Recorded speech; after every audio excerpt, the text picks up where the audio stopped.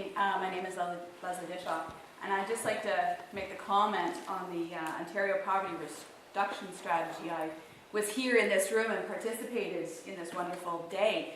And 18 years ago, I worked for General Welfare and was a caseworker. And I have to say, we are still dealing with the same issues that I dealt with 18 years ago. We have not moved far enough, and all parties need to be moving a little faster. Now, the Liberal government has retweaked the funding formula once again for the school boards. And we know it's very important that we look at helping the children, especially in local schools, because we do deal with a high level of poverty here in SDSG. It's nothing new. It's been around for years. So once again, funding formulas have been retweaked. Of course, Upper Canada District School Board has lost funding again, which means they have to re-strategize. I'm also chair for Seaway District High School Parent Council, and we are grappling with the breakfast program funding cuts, right? So we know we have to feed these children that are coming to school hungry because of the poverty situation.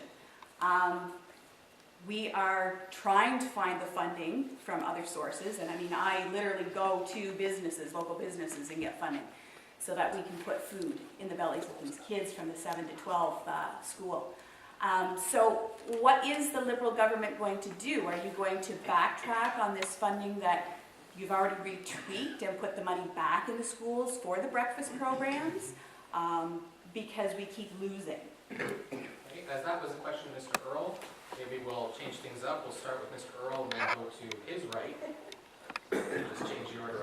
So, Mr. Earl, again, right, please go ahead.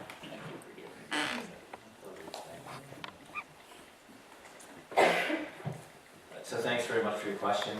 I mean, yes, we see it. We have in our budget. We put forth the money to expand the program. I believe it's by adding another 5,600 children to it. So my question would be, looking at the program that's been set up in as part of the Upper Canada's school board, district school board.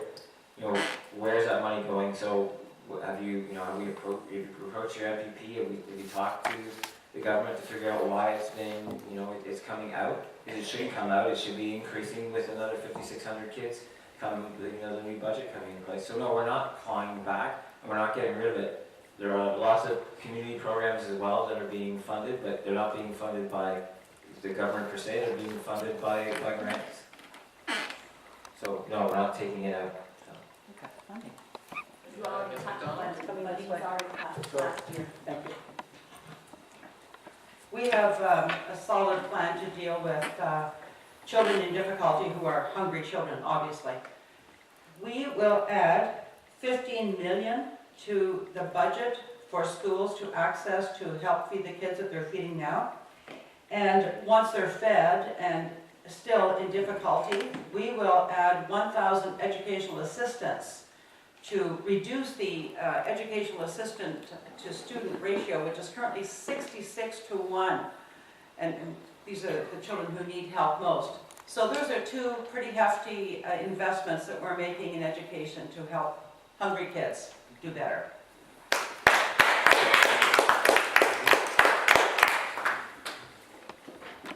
I think there's a fundamental flaw in the fact that we have to petition the Ontario government to deliver these services.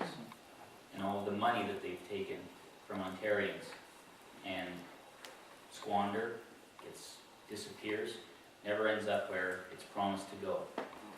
The way to fix that is to decentralize government control of the education system and get back into the control of the communities where the issues reside.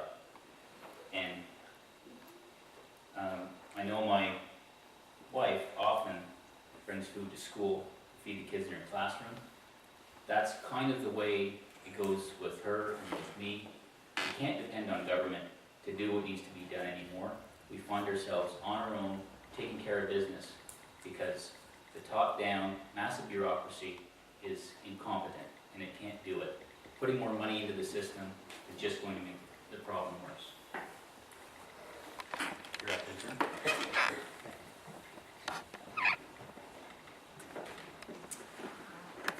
Yeah, thank you for the question. I don't know how many times I hear of a liberal program being talked about, bragged about, but then you find out there's been a cut. There's another one. Saw a big photo op at some of the hospitals here, big opening, extra beds in Winchester. A few months ago, quietly, they're closed.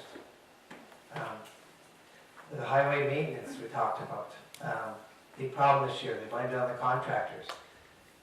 One of the MTO offices made a mistake and they actually issued the number of snowplows on the roads, cut by 50%. When they came to talk to us, they got a call from the deputy minister and told they weren't supposed to talk to the Conservatives, canceled all their meetings. This government is making cut after cut, but nobody knows about it. Healthcare administrators are sworn to secrecy. It will affect next year's budget.